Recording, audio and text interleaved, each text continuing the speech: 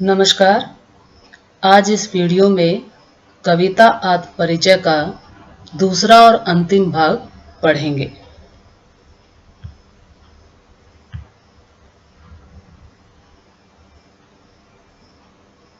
आत्मपरिचय कविता के कवि का नाम डॉक्टर हरिवंश राय बच्चन जी है।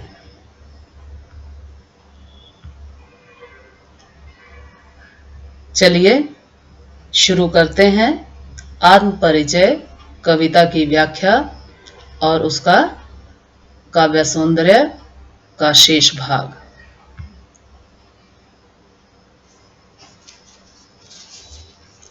आत्मपरिचय। पहले कविता वाचन करते हैं। मैं और जग और कहाँ का नाता, मैं बना बना कितने जग रोज मिटाता, जग जिस पृथ्वी पर जोड़ा करता वैभव, मैं प्रतिपग से उस पृथ्वी को ठुकराता। मैं निज रोदन में राग लिए फिरता हूँ, शीतल वाणी में आग लिए फिरता हूँ, हों जिस पर भूपों के प्रासाद निछावर, मैं वह खंडहर का भाग लिए फिरता हूं। इस काव्यांश की व्याख्या इस प्रकार है। इसमें कवि कहता है कि मैं दूसरी तरह का इंसान हूं, अर्थात मैं एक भावना प्रधान इंसान हूं, भावना प्रधान कवि हूं। और जग और यह संसार दूसरी तरह का है। यह संसार सांसारिकता में मस्त है। कहाँ का नाता, मैं प्रेम भावना को महत्व देने वाला विशिष्ट व्यक्ति हूँ और यह संसार धन वैभव भोग विलास की वस्तुओं का संग्रह करने में लगा हुआ है। इस तरह मेरा और इस संसार का कोई संबंध नहीं है, कोई नाता नहीं है। हम दोनों का लक्ष्य ही भिन्न है। मैं प्रतिदिन अनगिनत नए नए संसार की रचना करता हूँ। मैं बना बना कितने जग रोज मिटाता। कवि कहता है कि मैं हर रोज प्रतिदिन नए नए संसार की रचना करता हूं और जब वह संसार मेरे प्रेम की कसौटी पर खरा नहीं उतरता तो मैं उसे मिटा देता हूं, उसे नष्ट कर देता हूं। मैं प्रेम भरे संसार की कल्पना करता हूं, लेकिन वह कल्पना जब साकार नहीं होती तो मैं उसे मिटा देता हूं। जग जिस पृथ्वी पर जोड़ा करता वैभव, कवि कहता है कि यह संसार अपने जीवन को सुखी बनाने के लिए जिस धन वैभव को इकट्ठा करने के पीछे दौड़ता रहता है, मैं ऐसे मोह माया के जाल में फंसे संसार को हर कदम पर ठुकराता हूं। मैं भौतिक वैभव को तुच्छ समझता हूं। मुझे धन वैभव की कोई लालसा नहीं है। मैं निज रोदन में राग लिए फिरता हूं। मेरे रुदन में, रोदन मतलब रुदन, मेरे रुदन में प्रेम की सच्ची भावना है। राग मतलब प्रेम, प्रेम की सच्ची भावना है। मेरे स्वर में निराशा है। राग का मतलब स्वर भी होता है। मेरे स्वर में निराशा है। मेरे हृदय में वियोग की वेदना है। वाणी से मैं शीतल वाणी में आग लिए फिरता हूं का मतलब है वाणी से मैं शीतल और कोमल स्वभाव का हूं। मेरी वाणी कोमल मधुर और शीतल है, पर मेरे मन के अंदर विद्रोह की प्रबल भावना है। प्रेम की तीव्र लालसा है, ऊष्मा है। हो जिस पर भूपों के प्रासाद निछावर। कवि आगे कहता है कि जिस प्रेम के लिए राजाओं महाराजाओं के प्रासाद तक, प्रासाद मतलब महल तक न्यौछावर हो जाते हैं, जिस प्रेम के लिए राजा महाराजा अपने सिंहासन तक को त्याग देते हैं, मैं वह खंडहर का भाग लिए फिरता हूं। मैं उसी मूल्यवान प्रेम के खंडहर का अंश, भाग मतलब अंश, हिस्सा अपने हृदय में बसाए हुए हूं। मेरे हृदय में मेरे प्रियजन की यादें शेष बची हुई हैं। अब इस काव्यांश की का काव्य सौंदर्य इस प्रकार हम लिखेंगे। कवि ने स्वयं को सांसारिकता से अलग बताया है। इसमें रुबाई छंद है, इस पहले काव्यांश में भी रुबाई छंद है और इसमें भी रुबाई छंद है। रुबाई छंद की विशेषता क्या है कि रुबाई छंद में 4 चरण होते हैं। पहला, दूसरा और चौथा जो चरण होता है उसका अंत तुकांत से होता है और तीसरा चरण स्वतंत्र रहता है। श्रृंगार रस की अभिव्यक्ति हुई है। आम बोलचाल की साहित्यिक भाषा का सुंदर प्रयोग हुआ है और भाषा सरल, सहज, सरस और प्रवाहपूर्ण है। मैं और जग और इस पंक्ति में यमक अलंकार का प्रयोग हुआ है। और 3 बार यह शब्द प्रयुक्त हुआ है। मैं और का अर्थ है कवि अलग तरह का व्यक्ति है। जग और का अर्थ है यह संसार अलग प्रकार का है।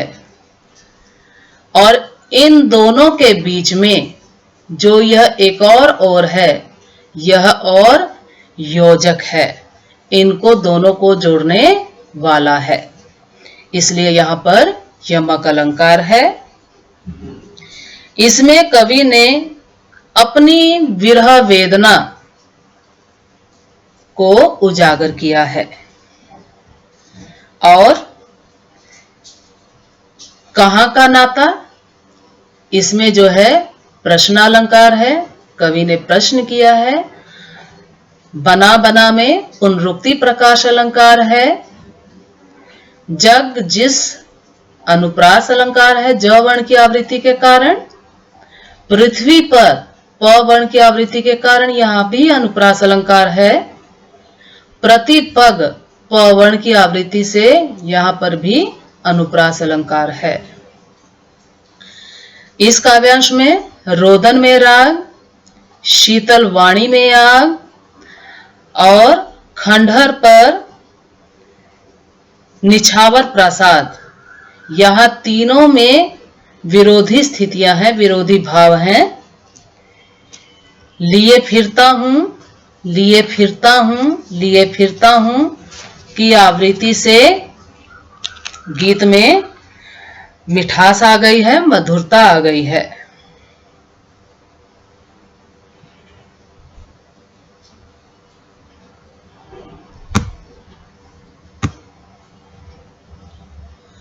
अब अगला काव्यांश।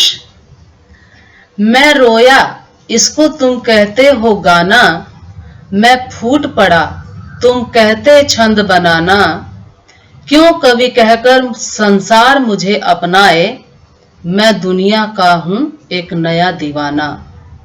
मैं दीवानों का वेश लिए फिरता हूं, मैं मादकता निशेष लिए फिरता हूं। जिसको सुनकर जग झूम झुके लहराए, मैं मस्ती का संदेश लिए फिरता हूं। अब इस काव्यांश की व्याख्या इस प्रकार है।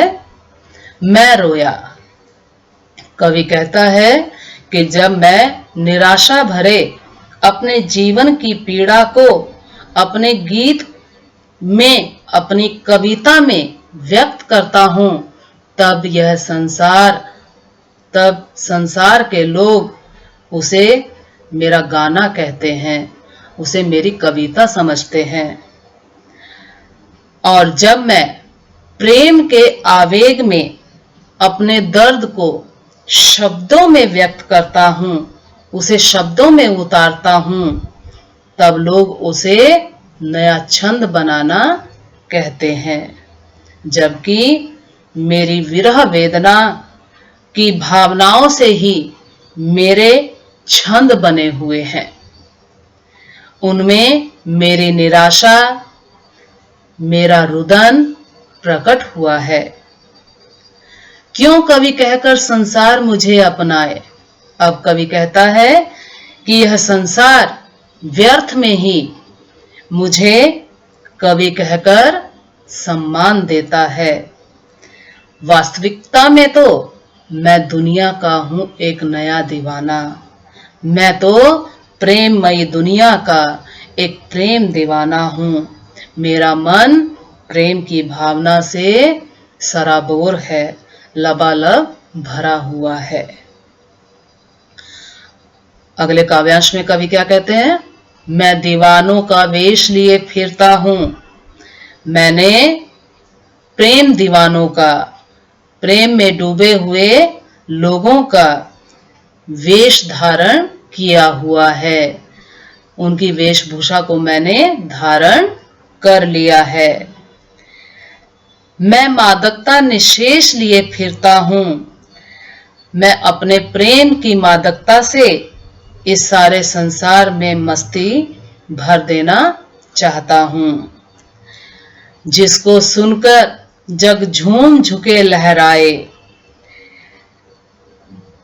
जिस प्रेम और मस्ती भरे गीतों को सुनकर लोग झूम उठते हैं, प्रेम में झुक जाते हैं और आनंद में डूबकर लहराने लगते हैं। मैं अपने गीतों में पूर्ण रूप से प्रेम की भावना भर देना चाहता हूं। निशेष मतलब संपूर्ण, पूरी तरह से। मैं मस्ती का संदेश लिए फिरता हूं। आगे कवि यह संदेश देना चाहता है कि मैं इस संसार को यह संदेश देना चाहता हूं, मस्ती का संदेश देना चाहता हूं कि वे सांसारिकता को छोड़कर प्रेम की मस्ती में डूब जाएं, प्रेम की मस्ती में लीन हो जाएं, प्रेम में वे झुक जाएं, लहराने लगें। यह संदेश मैं दिया करता हूं। इस काव्यांश का काव्य सौंदर्य इस प्रकार है। इसमें कवि के गीत के मूल में उसकी वेदना है, उसकी पीड़ा है। कवि का आत्मिक प्रेम सभी प्रकार के निषेधों, कुंठाओं, बाधाओं से रहित है। पूरे काव्यांश में श्रृंगार रस की अभिव्यक्ति हुई है। रुबाई छंद के प्रयोग से काव्य में सौंदर्य आ गया है, मस्ती आ गई है, मस्ती भर गई है। मैं तुम के प्रयोग से संबोधन शैली है, इससे कविता में सजीवता आ गई है। क्यों कवि कहकर क वर्ण की आवृत्ति से अनुप्रास अलंकार है। लिए फिरता हूं की आवृत्ति से इस गीत में, इस कविता में सौंदर्य आ गया है, मधुरता छा गई है। झूम झुके में झ वर्ण की आवृत्ति के कारण अनुप्रास अलंकार है। पूरे काव्यांश में साहित्यिक भाषा का प्रयोग हुआ है। यह संस्कृत निष्ठ भाषा है। इसमें मधुरता है, सरलता है और सहजता है। इस तरह से हमने आत्म परिचय कविता की व्याख्या को जाना, समझा और उसके काव्य सौंदर्य के विषय में भी जानकारी प्राप्त की।